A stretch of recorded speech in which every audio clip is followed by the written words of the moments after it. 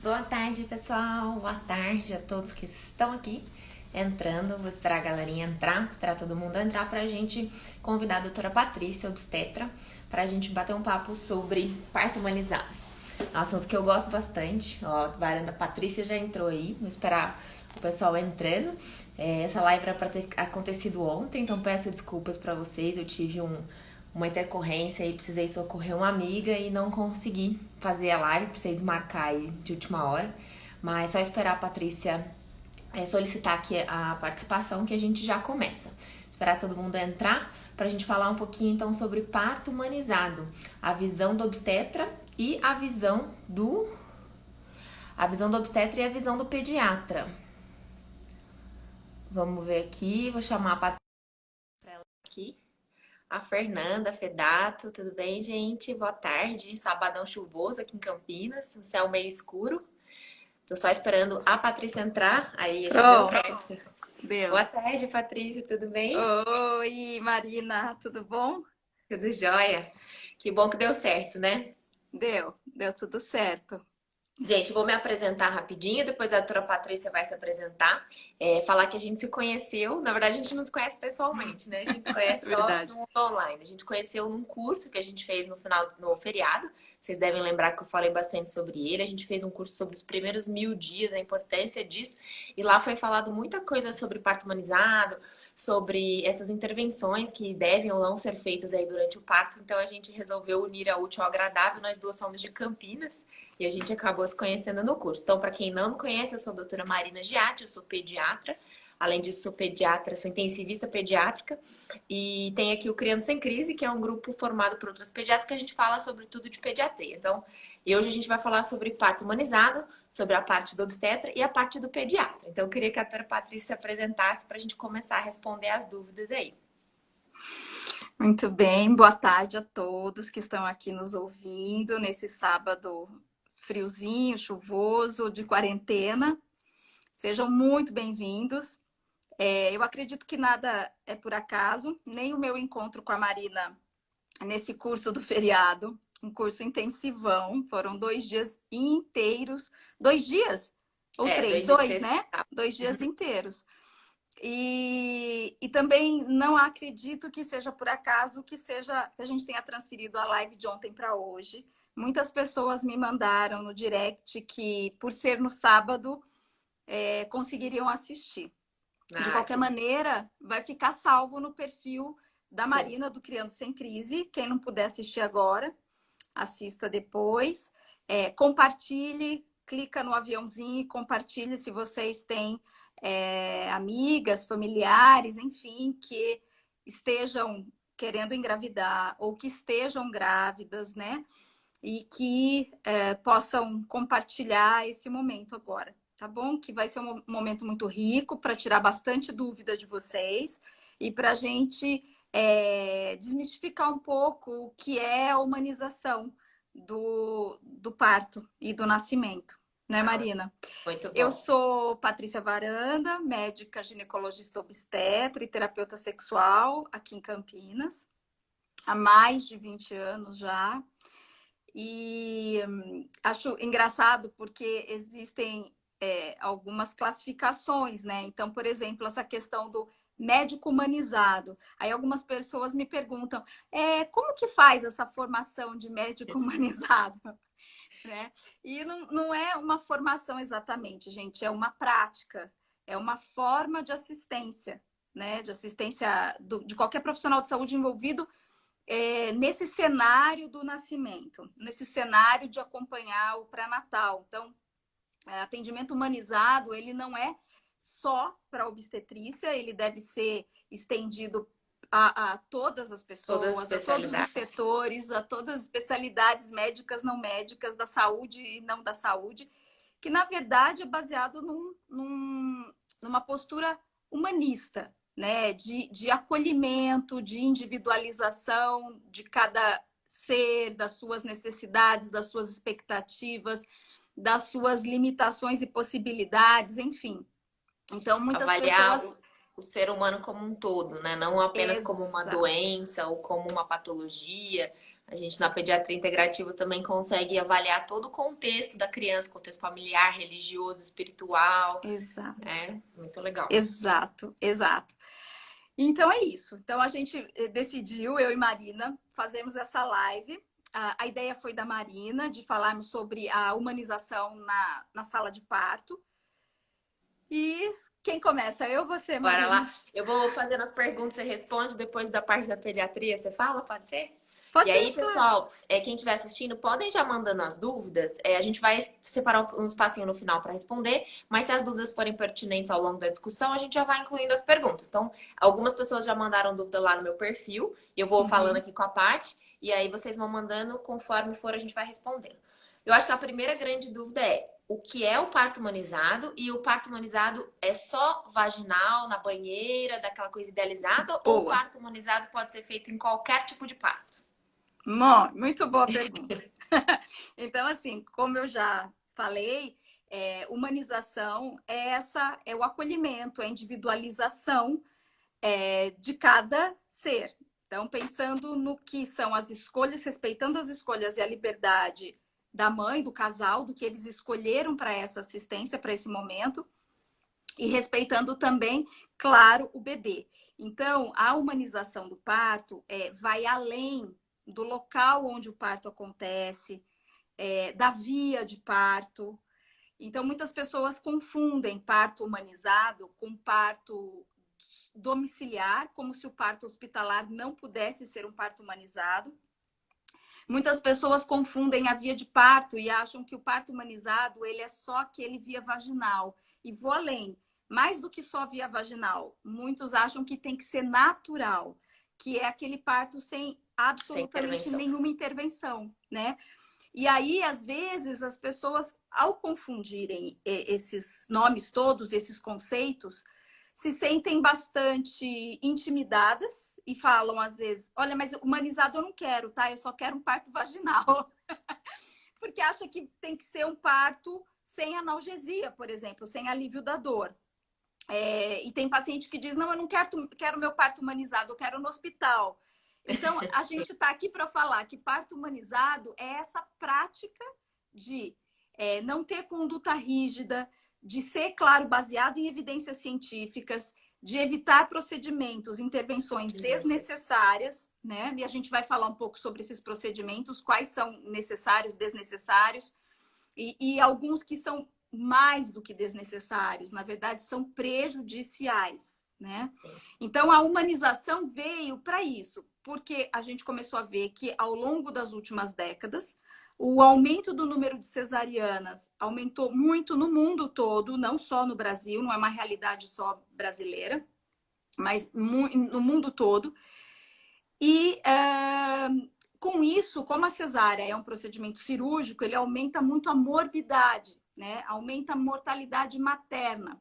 Com isso, começou a buscar os comitês de investigação de morte materna, morte neonatal, morte fetal, começaram a investigar o porquê aumentou tanto o número de cesarianas. Porque aumentou o número de morte materna e, com isso, o número de morte de cesáreas. Então, a cesárea ela oferece um risco maior para a vida da mãe, oferece um risco maior para a vida do bebê, principalmente do bebê, se essa cesárea não acontecer intraparto, porque a gente tem, sim, cesáreas que são necessárias, que são, na verdade, cruciais, fundamentais para a sobrevida materna e fetal. Mas não de uma maneira desmedida como vem acontecendo. Então, o movimento da humanização do parto é um movimento mundial, não é só aqui no Brasil, e que veio para resgatar a melhoria na qualidade de atenção às gestantes, da qualidade de atenção ao nascimento, diminuindo a mortalidade materna, o número de internações em UTI neonatal, diminuindo o número de partos prematuros, principalmente partos agendados através da cesariana eletiva, com bebês ainda não prontos para nascer, né? Então, o parto humanizado é isso. Ele pode ser no hospital, ele pode ser domiciliar, desde que planejado, por favor, né? Sim, Bem assistido uma por uma equipe equipe capacitada, né? Exato. Ele pode ser vaginal ou cesárea, obviamente. E se ele, desde que ele seja vaginal, ele pode ser natural, ele pode ser com analgesia para alívio da dor, ele pode ser de cócoras, ele pode ser na banqueta, ele pode ser em 4 apoios, ele pode ser de pé, ele pode ser sentado numa cadeira, ele pode ser no colo do marido, enfim, ele pode ser como essa mulher escolher a posição que ela quiser, como ela escolher que vai ser. É isso, esse é o parto humanizado. Nossa, excelente explicação, muito bom. Eu acho que essa questão da cesárea agendada, eu vou só falar um pouquinho, porque acho que isso interfere muito na relação da pediatria, né? Sem dúvida. Eu já cansei de ver cesáreas agendadas em que o bebê vai para UTI neonatal e dá uma judiação, né? Porque é uma criança que não está pronta para nascer, que não entrou em trabalho de parto, que o pulmão não está maduro, e muitas vezes isso acontece por, eu vou dizer uma palavra aqui que talvez as mães não gostem, mas por um capricho materno, né? Ah, eu quero que nasça tal dia, porque é o dia de fulano de tal, dia do aniversário, ou às vezes da parte do médico. Para o médico é mais confortável fazer a cesárea naquele momento. E aí quem se prejudica é a criança que nasce com o pulmão imaturo, que ganha uma internação na UTI, que ganha acesso, ganha intervenções, fica lá sendo furada completamente de forma desnecessária, né? Então, acho que essa cesárea agendada, ela tem algumas indicações, né? Algumas condições maternas e fetais, por exemplo, cardiopatias graves, pré-eclâmpsia, diabetes descompensada, enfim. Talvez a gente, não é bem o foco da live falar sobre essas patologias, mas em alguns casos, sim, existem indicações formais. Mas na grande maioria das vezes, se for optado por uma cesárea, o ideal é esperar o trabalho de parto iniciado, né? Sim. Mandaram 2 perguntinhas aqui sobre o parto humanizado. O que muda na pandemia no parto humanizado? Acho que tem uma questão de acompanhante, né, que a gente pode citar aí. E perguntaram quais os hospitais de Campinas mais favoráveis para o parto humanizado. Acho que você vai ser a melhor pessoa para responder. Bom, então vamos à primeira, que é um pouco mais fácil, por incrível que pareça, é mais fácil de responder. Em relação à pandemia, o que mudou, gente? Começa desde a assistência ao pré-natal e a realização dos exames complementares na gestação. Realmente, a restrição para o número de pessoas no mesmo espaço físico, né?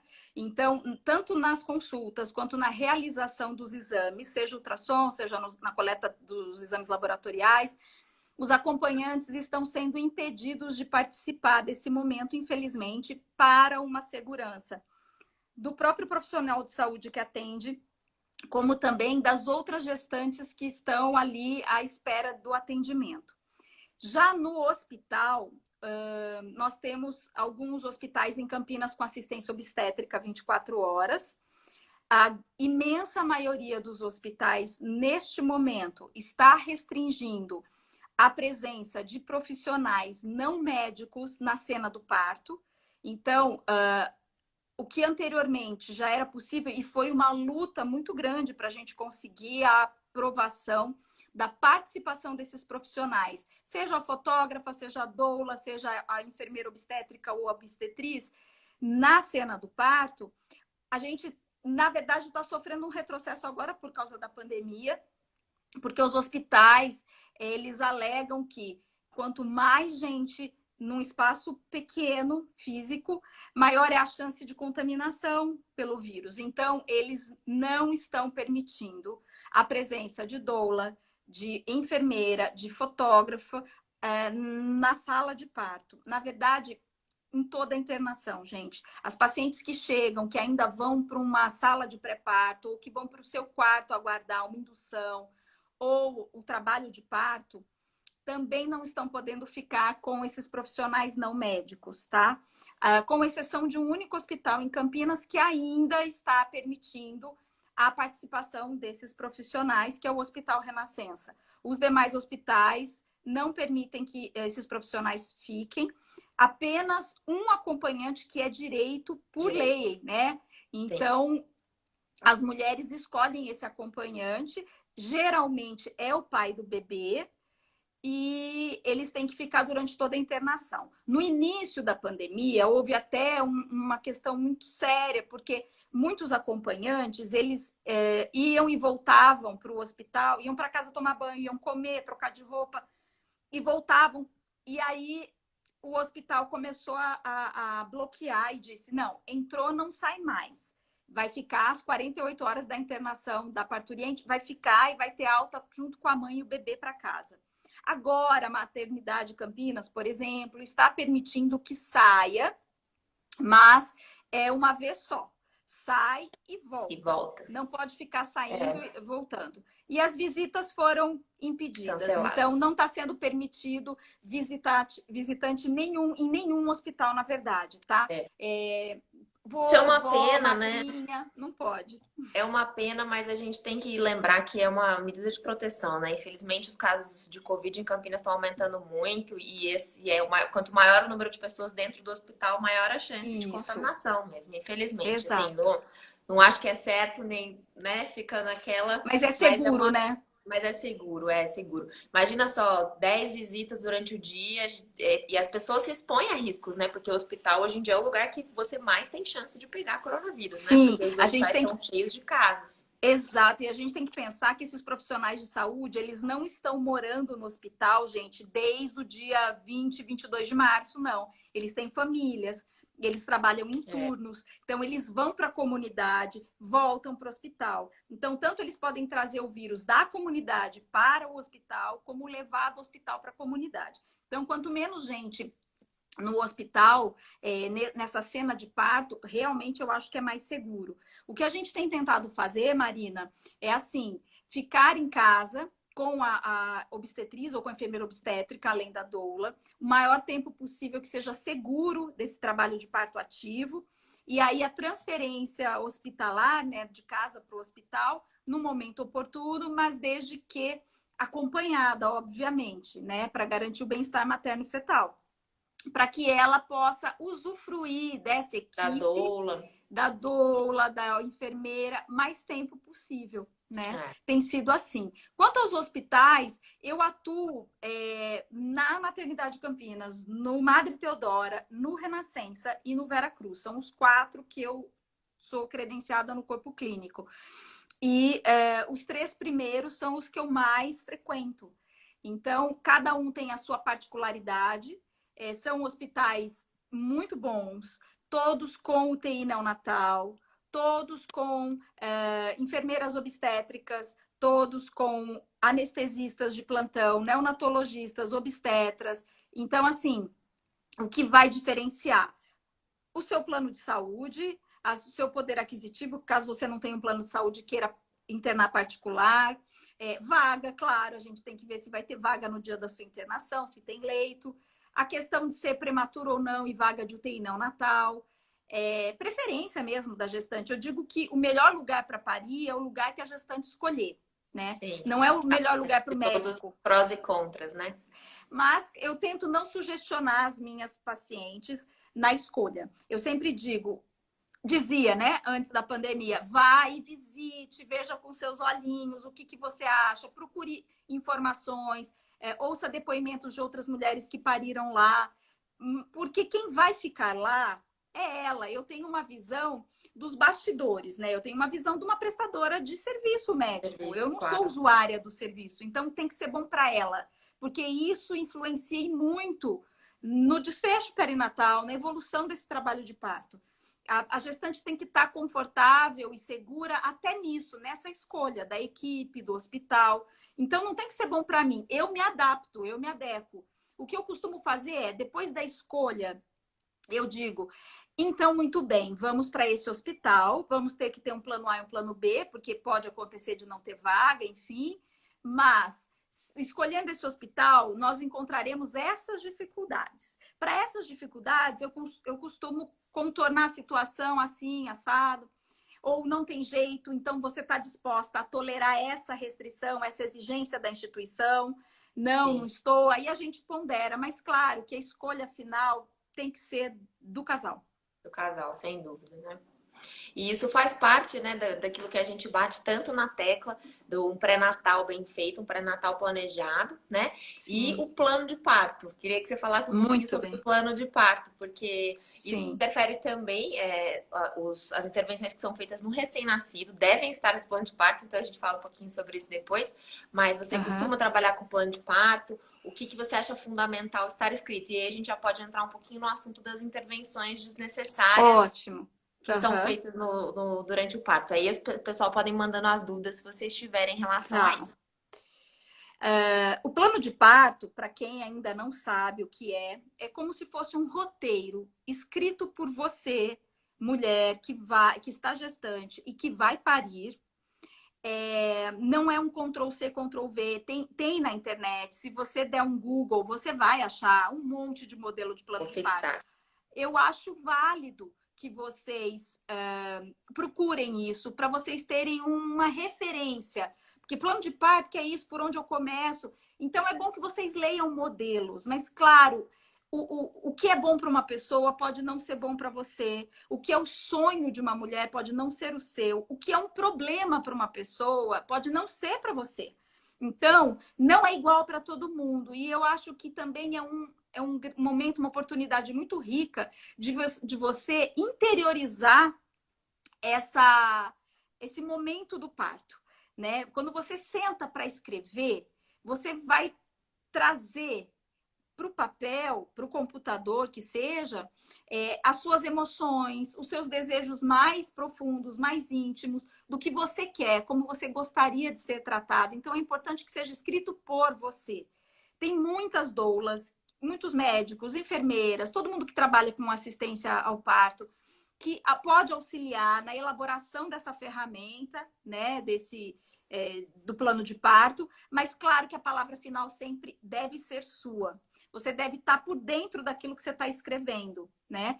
É obrigatório ter o plano de parto? Claro que não. Durante muito tempo em Campinas, a gente incentivou muito que vocês escrevessem, porque era uma forma de abrir um espaço dentro das instituições hospitalares para a aceitação, para assimilação dessa prática e do plano de parto, da mudança das intervenções e dessa assistência toda, né? Sim. Mas não é obrigatório, tá? Eu esqueci meu plano de parto em casa, volta correndo. Não precisa, porque se foi você que escreveu, olha, tá tudo aqui. Então, você pode dizer verbalmente lá, eu não gostaria que fizesse isso, eu não gostaria que fizesse aquilo, ou eu gostaria que fizesse assim. Então, não tem problema. Isso é só um instrumento para você ir se familiarizando e interiorizando esse dia, essa cena, como que vai acontecer. Eu digo que tem uma frase da Alice, do gato, né? Que pergunta a Alice, fala, e agora, para onde eu vou? E aí o gato fala, para onde você quer ir? Não sei. Ele falou, então, para quem não sabe para onde ir, qualquer caminho Qualquer serve. lugar. Né? Então, eu falo isso muito para as pacientes. Quando você não define aquilo que você quer e o que você não quer, você fica extremamente vulnerável a que o outro decida por você, né? Sim. E nem sempre o que o outro decidir vai ser o melhor para você de verdade. E você pode se sentir extremamente desrespeitada, violentada ou frustrada. Então, o plano de parto também é essa garantia de que você vai ser respeitada naquilo que você deseja e que é possível, gente. Por isso que eu sempre digo, o plano de parto, ele não é um script, ele é um roteiro, mas que vocês precisam estar abertas, um guia, que vocês precisam estar abertas às mudanças, porque a obstetrícia é algo extremamente dinâmico, por isso que vem do latim obstare, que é estar ao lado. Tudo pode mudar num minuto para o outro.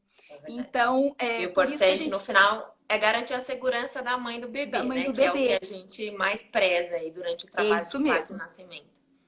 E uma coisa que eu acho muito legal, assim, que eu acho fundamental, é que o pai ou o acompanhante escolhido pela mãe faça parte do planejamento desse plano de parto. Porque a mãe, durante o trabalho de parto, ela tá numa situação vulnerável, né? Ela tá sentindo dor, ela está incomodada, não é uma coisa muito confortável, a gente sabe disso, né? Isso é natural, vai acontecer. Mas muitas vezes a tomada de decisão fica um pouco prejudicada nesse momento. E aí, tendo uma pessoa fora desse trabalho de parto, com um olhar mais racional em cima do plano de parto, consegue defender os direitos e as vontades da mãe e do bebê, né? Então, é muito importante que os pais ou quem estiver acompanhando o parto saibam as vontades e os desejos da mãe e das intervenções do bebê para ser ativo, né? Ser ativo no trabalho de parto. E aí, perguntaram muito importante. E precisa Pode ser falar. registrado, mas aí já responderam que não precisa registrar em cartório, né? É Não, só um documento para você conversar. E se você esquecer, você converse com a equipe isso. que vai assistir o seu parto durante o trabalho de parto. E sem esquecer de conversar com o neonatologista ou pediatra que for receber a criança também, né? Porque às Sim, vezes ele não faz parte da equipe, não é todo mundo que contrata um neonatologista ou pediatra para receber, e ele precisa ficar sabendo das intervenções que você gostaria ou não, porque senão ele vai seguir o exato. protocolo da instituição, e aí Sim. pode ser que não seja exatamente o que você tá querendo, né? Uhum. Sim. Quer falar um pouquinho das intervenções, então? O que é necessário, o que não é? Quer falar episiotomia, acho? Então, Sim, podemos falar. vamos Então, polemizar assim, isso aqui. vamos polemizar. Assim, gente, só importante, a gente usa esse termo humanizado. Eu uso porque é algo que hoje em dia está muito, muito institucionalizado, popularizou. Então, as pessoas, quando você fala, muitas já entendem do que você está falando.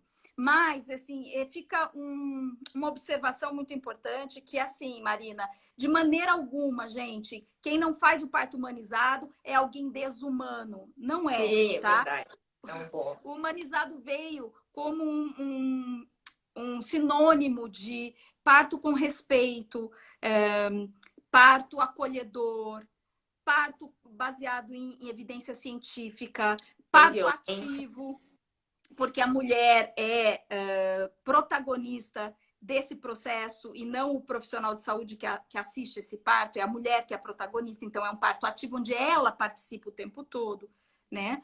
Então, eu acho que tem que ficar claro aqui que não é nenhuma crítica aos outros profissionais, tá? Sim. E que, claro, os profissionais que têm essa assistência dita humanizada acabam recebendo essa identificação como obstetra humanizado, mas, por favor, não quer dizer que os outros profissionais não Não sejam. sejam humanos, né? Exato.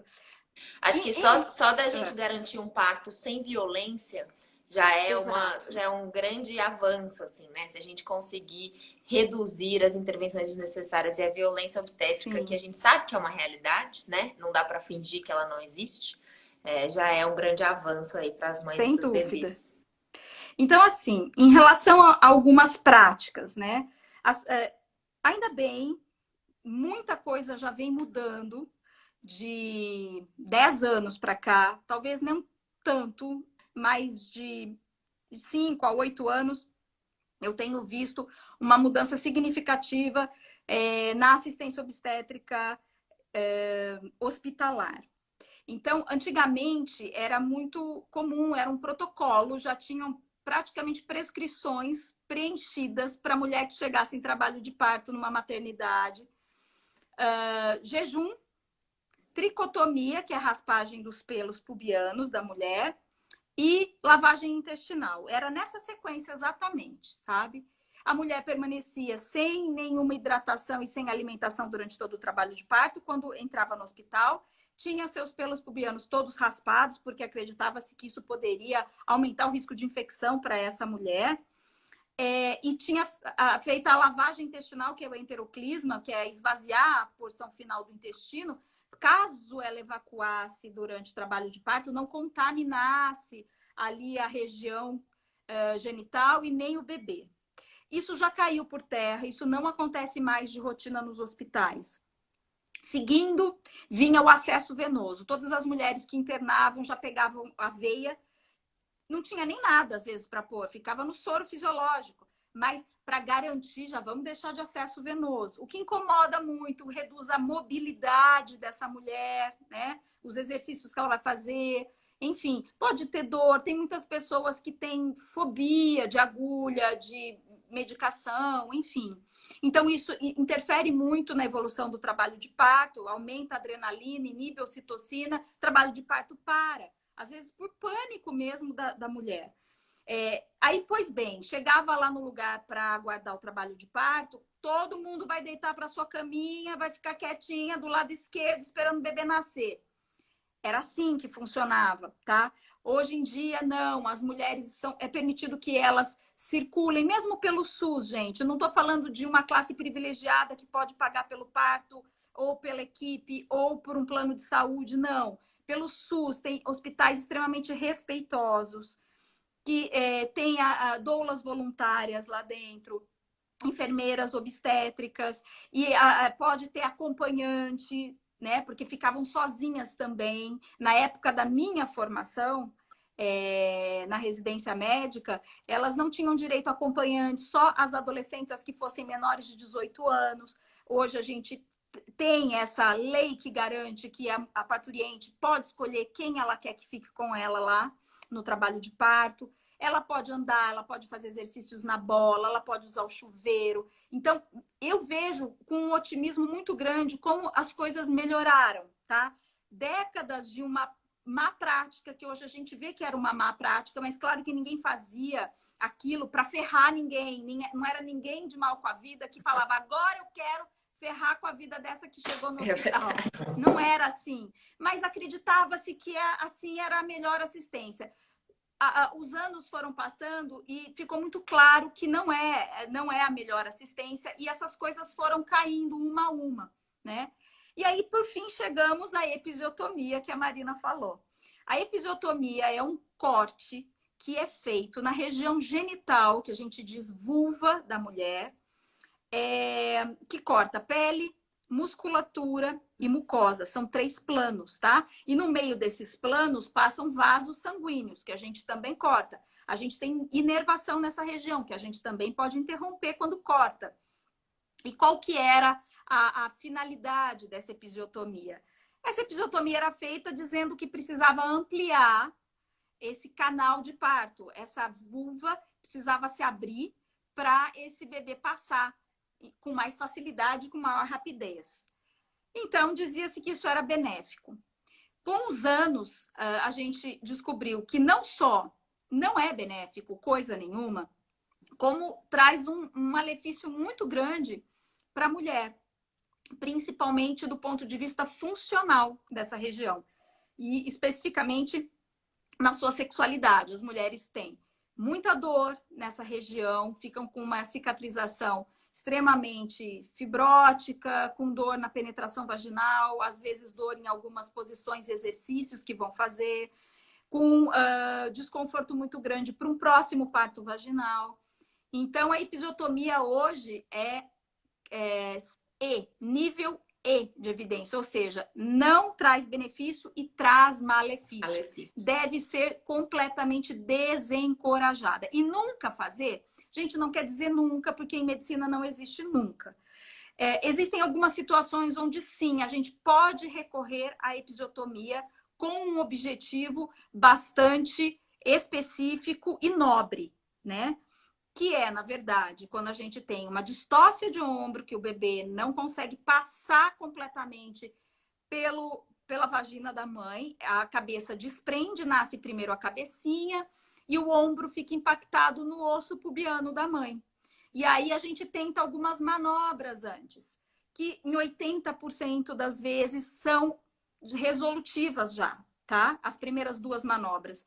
Porém, se a gente precisar fazer alguma manobra interna no corpo do bebê para virar o ombro, aí a gente precisa ter um acesso maior. Aqui, nesse momento, pode estar justificada a episiotomia. Mas, mesmo assim, gente, isso vai para 20% dos casos da distócia de ombro. Sendo que distócia de ombro já é raro. Tá?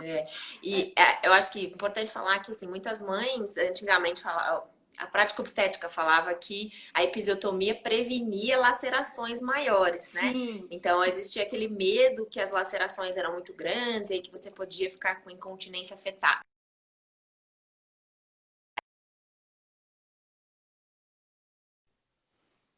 Travou. Voltou?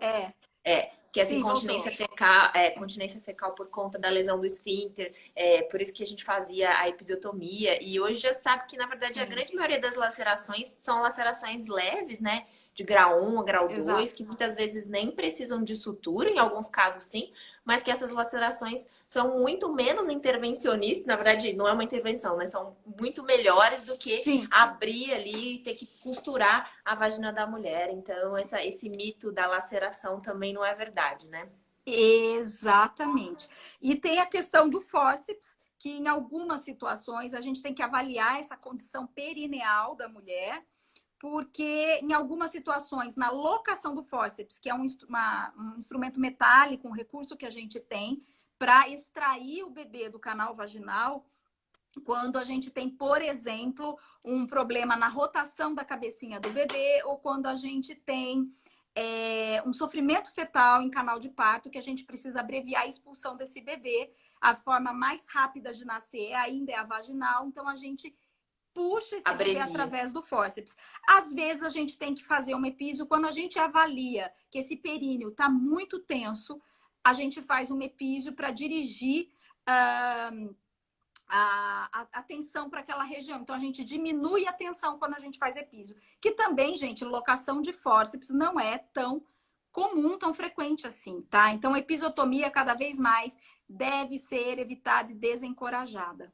Sim, e é importante, assim, a mãe, o casal colocar isso no plano de parto, caso desejem por ter um, em relação a essa flexibilização que você falou. Então, esses momentos são muito raros, o seu obstetra deve saber que você não deseja Sim, uma epísio de rotina, né, como prevenção, enfim, qualquer sim. coisa, mas que em alguns casos bem específicos, bem pontuais, ela pode ser um recurso utilizado para abreviação do tempo expulsivo, e isso protege a integridade do feto, né? Então, um bebê que está em Uhum, tempo expulsivo prolongado pode sofrer uma anóxia, então pode sofrer uma falta de sim. oxigênio, e tudo que a gente não quer no parto é um bebê anoxiado. Então, essa intervenção deve ser feita apenas em medidas extremas, mas não dá para você Uhum. colocar no plano de parto proibido fazer sem Isso. considerar as possibilidades, sem considerar o que pode acontecer de intercorrência num trabalho de parto. Muito bem Então, eu acho que lembrado, Marina. é Ótimo. bom, né? Legal. Vamos ver se tem só gente te elogiando aqui, tá? Um sucesso esse Ah, é o meu programa. fã-clube, olha elas Meu fã aqui. clube. Muito legal. Ah, Eu obrigada, vou, Lô. vou Beijo. falar um pouquinho então do clampeamento de cordão e daí, Leisa, eu já vou falar sobre o colírio e sobre a aspiração nasal. A gente fala Isso é sobre super polêmico. o tempo de clampeamento de cordão, quando que é indicado, e aí eu falo um Tá, pouquinho da parte da recepção do recém-nascido. tá bom. Gente, então, em relação ao clampeamento do cordão umbilical, nasce o bebê, seja por cesárea, seja por via vaginal, e o bebê, ele está conectado à placenta através do cordão umbilical. A forma que o bebê é oxigenado dentro do útero da mãe é a forma que ele é oxigenado nesses primeiros minutinhos de vida dele aqui fora, né?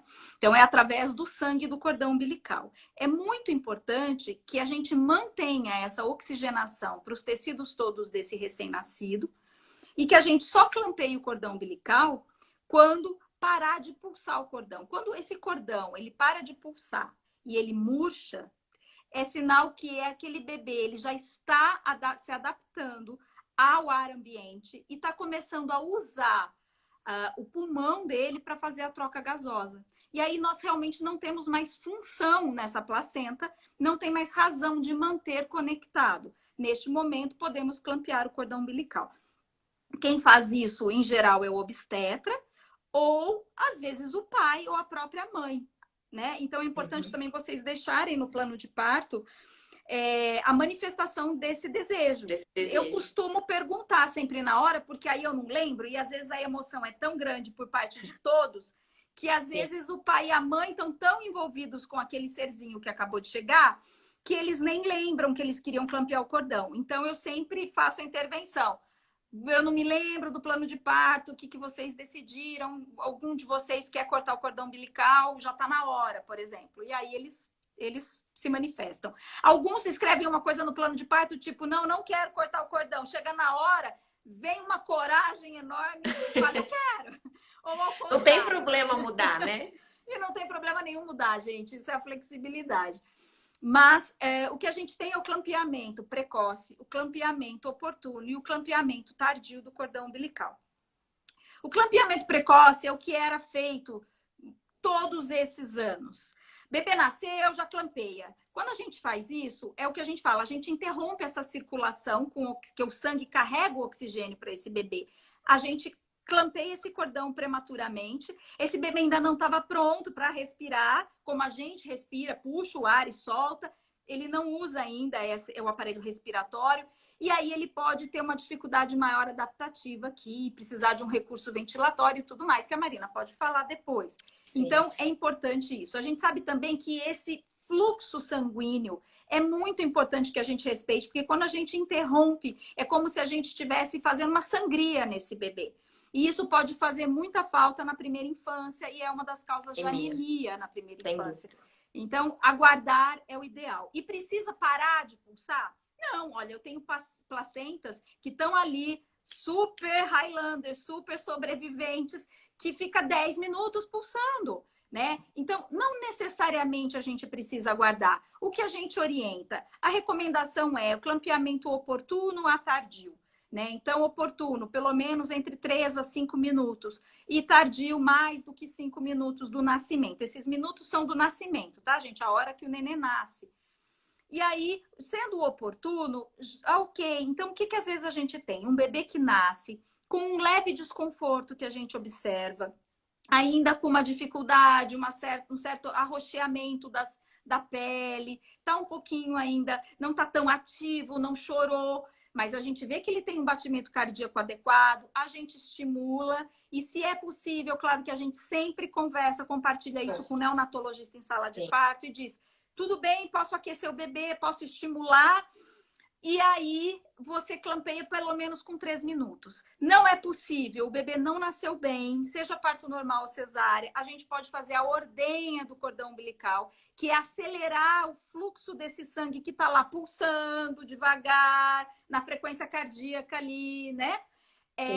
A gente pode acelerar e ordenhar, igual a gente faz com a tetinha da vaca, a gente não puxa aquele leite, é isso, a gente vai puxar esse sangue da mãe em direção ao umbigo do bebê e aí a gente clampeia. Com isso, a gente minimiza essa perda volêmica, essa perda do sangue para o bebê. Inclusive, é importante durante a reanimação, né? Durante a reanimação do bebê, muito muitas importante. Vezes a causa da parada, ou a causa do bebê não estar bem, pode ser hipovolemia. Às vezes teve algum sangramento antes, placenta, enfim. Sim. E essa transferência desse volume sanguíneo é importante para a reanimação. Claro que se o bebê nasce parado, muda um pouco a situação, né? A gente precisa intervir de forma mais rápida. É por isso que é fundamental a presença de um pediatra treinado para fazer reanimação na sala de parto.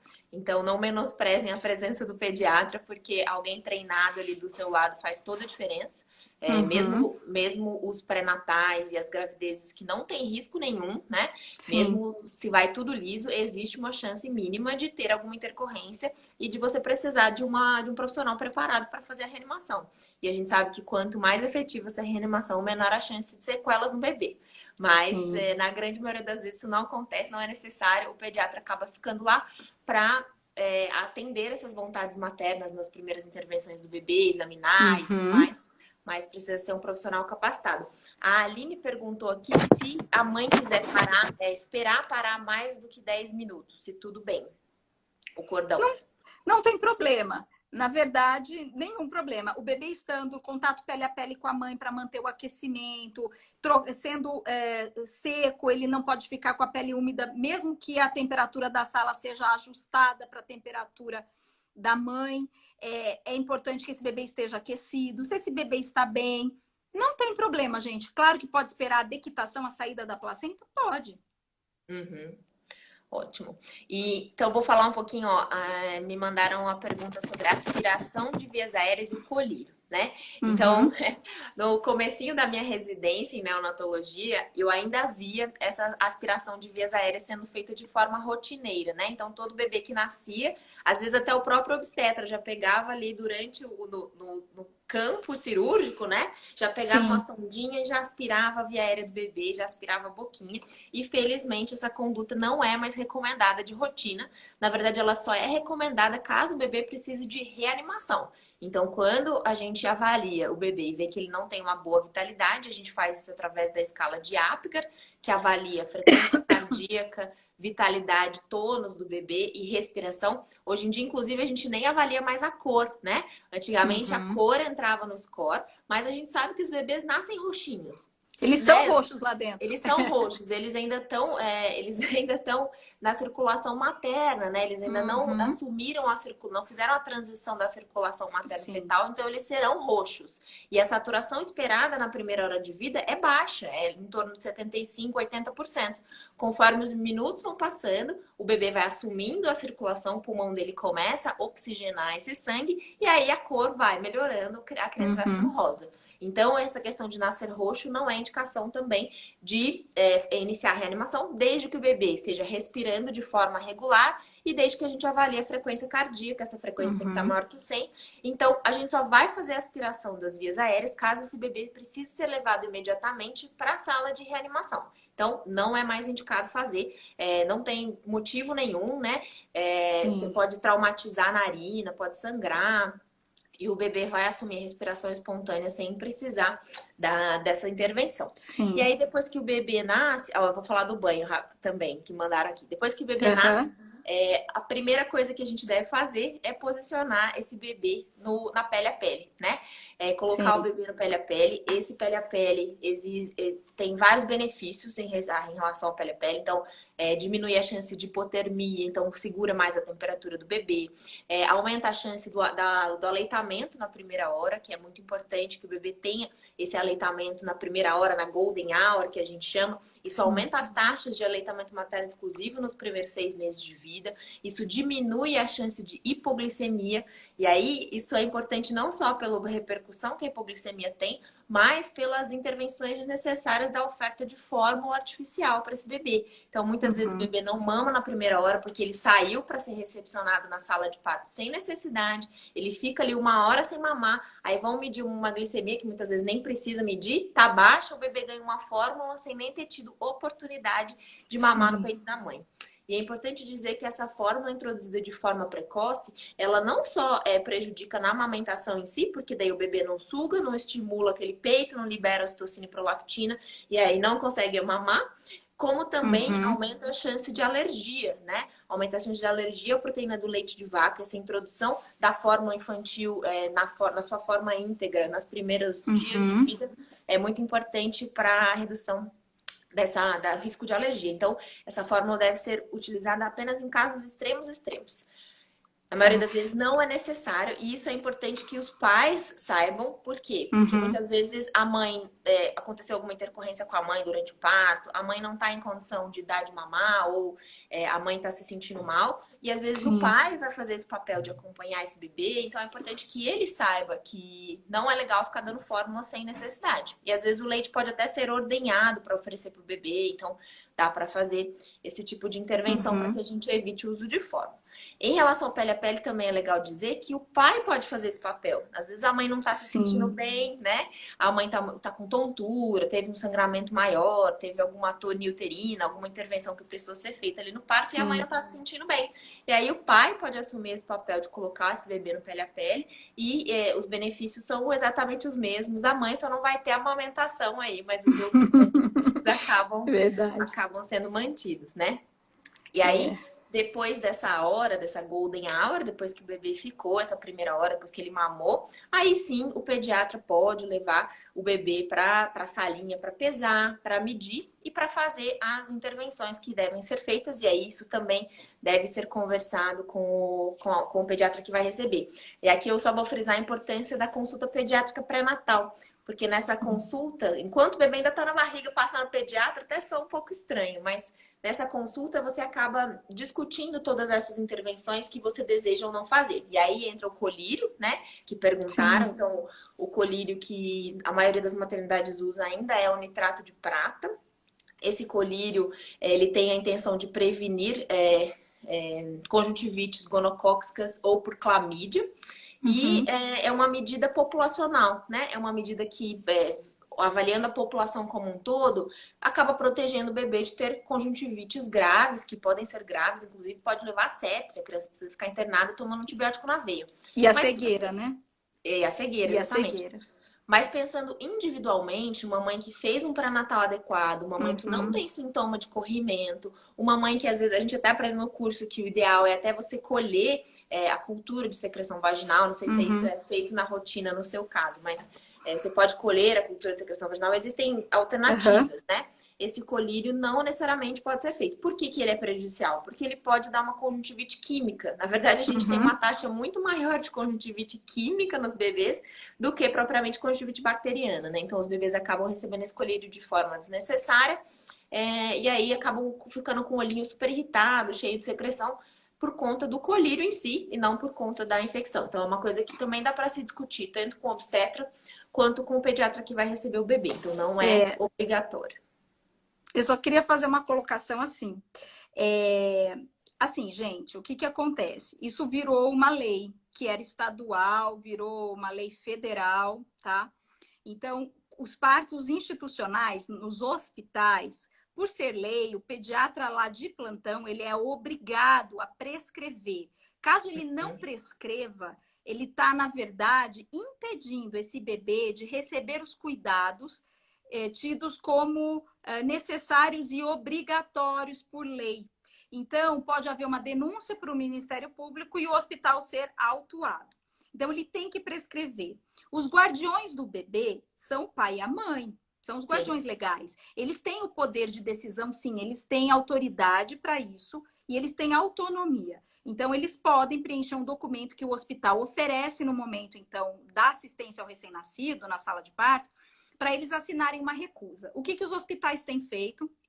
Encaminhado esse documento para o conselho tutelar para se salvaguardarem da responsabilidade caso alguma das mães que tenha se recusado a permitir a aplicação do colírio no bebê e ela tenha a bactéria do gonococo ou da clamídia, e essa criança, olha tudo isso, se Sim, sim, essa sim. criança tiver a conjuntivite, essa doença é uma doença de notificação compulsória, então o pediatra ou oftalmologista que atendeu o bebê vai ter que notificar o órgão público, e isso cai no Ministério Público. O Ministério Público, a primeira coisa que vai fazer é checar se esse bebê nasceu no ambiente hospitalar, qual o hospital e pedir o prontuário.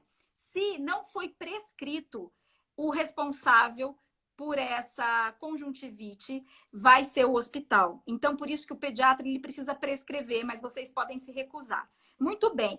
Eles estão mandando para o Conselho Tutelar está convocando esses casais no pós-parto para irem até lá. Agora, com a pandemia, não está, né? Mas estava até antes da pandemia. E aí é só justificar: olha, meu bebê não teve nada, está acompanhando o pediatra, não teve nenhuma conjuntivite, Ai, e optei por não pingar, porque eu acredito que eu não seja portadora. Algumas mães me pedem para fazer a cultura para gonorreia e para clamídia.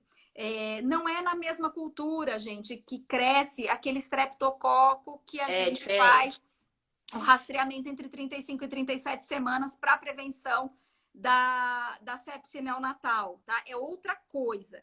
Então, assim, quando colhe não aparece, porque clamídia e gonorreia só cresce em ambiente específico, em meio de cultura especial.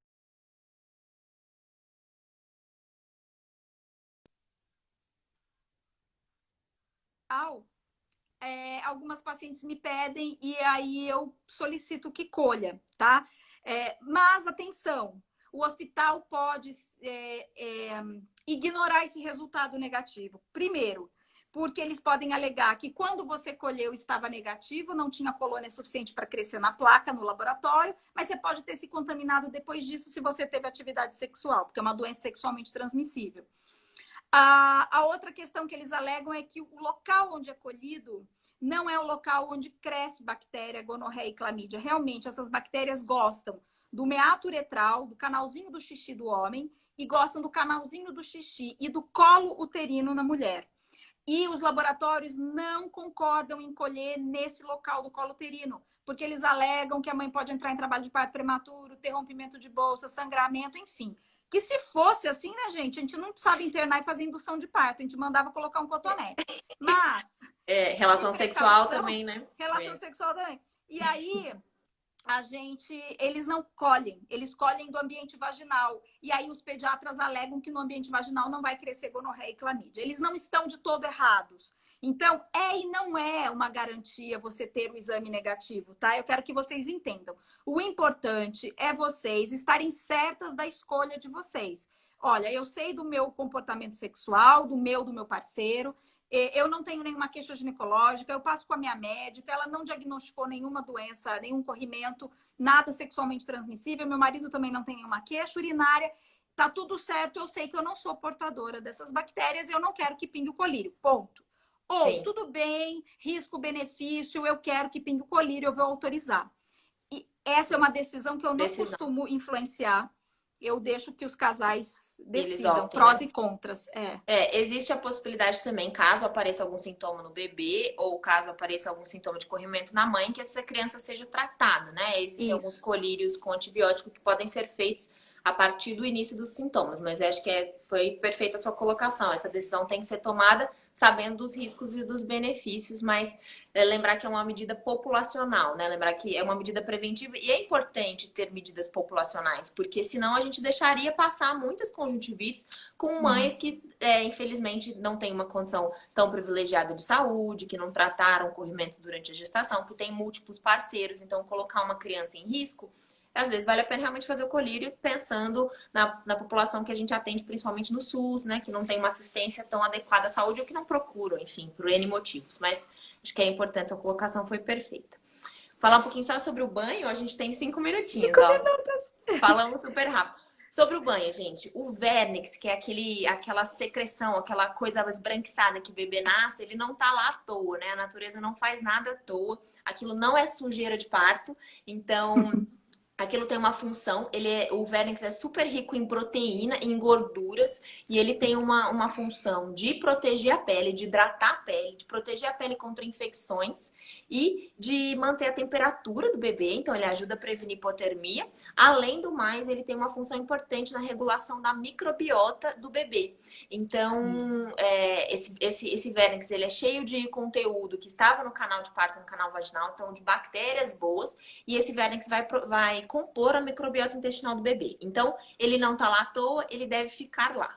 O bebê ao nascer deve ser secado, isso é importante, né? Porque o bebê às vezes nasce com sangue, nasce molhado, às vezes não, né? Nasce envolto em líquido amniótico, então ele precisa ser secado, mas ele não precisa ser esfregado, friccionado, ele só precisa ser secado. Então, com uma compressinha, o pediatra ou o obstetra vai secar o bebê e posicionar esse bebê no colo da mãe.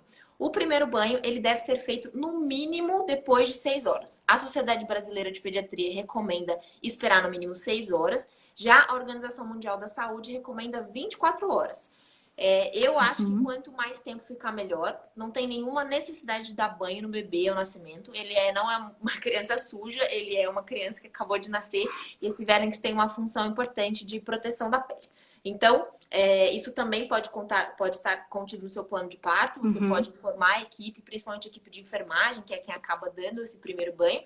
Você pode, então, minimamente aguardar 24 horas, mas não tem malefício nenhum aguardar um pouco mais. E às vezes os pais optam, inclusive, por dar o primeiro banho em casa, que também não tem problema nenhum. Então, você pode aguardar a alta do bebê para dar esse primeiro banho. Então é isso sobre o banho. Acho que é uma coisa que também a gente não sabia, né? A gente quer que o bebê nasça e já fique limpinho para colocar aquela roupinha linda de saída de parto. Mas realmente tem malefícios aí. A Leisa perguntou se a conjuntivite química é reversível rapidamente. Depende. Tem criança que fica assintomática por 3, 4 dias, fica com o olho irritado, mas não tem nenhum tratamento. Às vezes a gente pinga colírio hidratante, pinga algum colírio só para hidratar ali a conjuntiva, mas não tem um tratamento específico. Em alguns casos bem raros, o oftalmo tem que intervir, mas é muito raro acontecer. Normalmente é só esse colírio mesmo. Gente, é isso mesmo, passou muito rápido, ó. 1 minuto e 52 restantes. Deixa eu ver se eu passei alguma pergunta aqui. Falaram que é bem burocrática essa questão do colírio, né? Sem dúvida.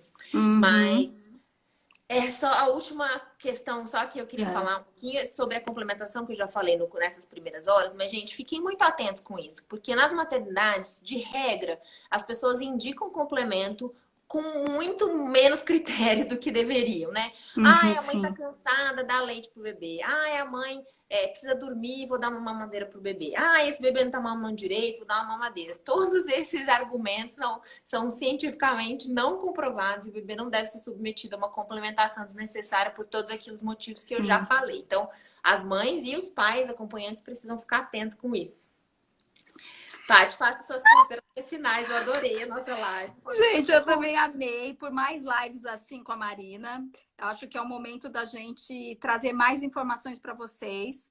E eu adoro fazer live e foi um prazer enorme estar com você, Marina. Ai, prazer Deixem foi meu. Muito sugestões, bom. gente, do que vocês gostariam no perfil da Marina ou no meu, do que vocês gostariam que a gente falasse mais aqui, né, Marina? Com certeza. Se ficou alguma dúvida, meu direct está aberto. Eu sempre coloco Uhum. caixinha de pergunta também para responder. Fiquem à vontade, a gente pode combinar outras. Foi muito bom.